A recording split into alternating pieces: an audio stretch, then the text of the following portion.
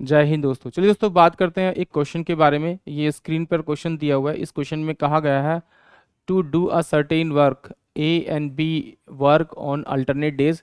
ये दोनों एक दिन छोड़कर एक दिन काम शुरू करते हैं, बट काम जो शुरू होता है वो बी से शुरू होता है। और ए से अगर अकेला काम को करे तो 48 डेज का समय लेता है।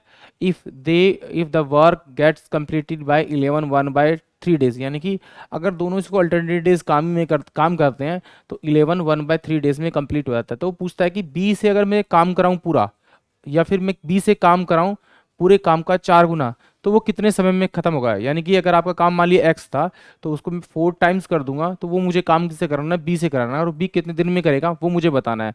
तो सबसे पहली बात देखिए, यहाँ पर दे रखा है कि भाई ए जो है अकेला इस काम को कितने दिन में करता है, 48 डेज में।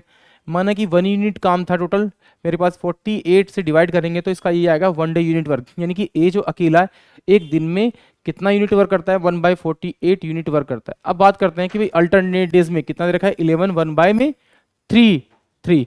तो यानी कि पहले अगर बी ने काम किया होगा, तो पहले बी ने काम किया, फिर उसके बाद में ए काम करेगा। यानी कि 1 2 3 4 5 6 7 8 9 10 और ये 11, ये मान लीजिए ये तो मेरा पूरा पूरा कंप्लीट काम इनके द्वारा हुआ हुआ है। तो इसका मतलब पहले दिन काम किसने किया होगा, बी ने 1, फिर बी ने 2 3 4 5 और 6।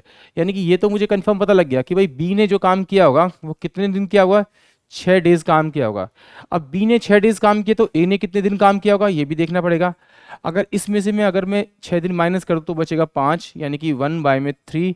तो ये हो जाएगा 15, यानी 15 और 16/3।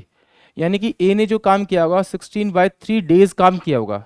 अब एक दिन में एक एक दिन में ए जो है 1/48 यूनिट वर्क करता है, तो 16/3 डेज में कितना काम करेगा वो, 16/3 डेज में तो 16 16 48, यानी कि 1/9 यूनिट काम कौन करेगा, आपका ए करेगा। ए ने कितना काम किया, 1/9 यूनिट। तो बचा काम कितना, 1 माइनस का 1/9, तो ये बचेगा मेरे पास में 8/9 यूनिट। ठीक है। अब ये काम बी कितने दिन में करता है, ये काम जो बी करता है वो 6 डेज में करता है, यानी 6 से डिवाइड कर देंगे।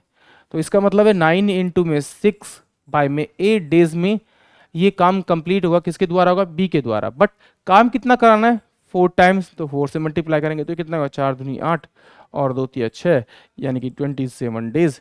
यानी कि आंसर जो आने वाला है वो आएगा आपका 27 डेज।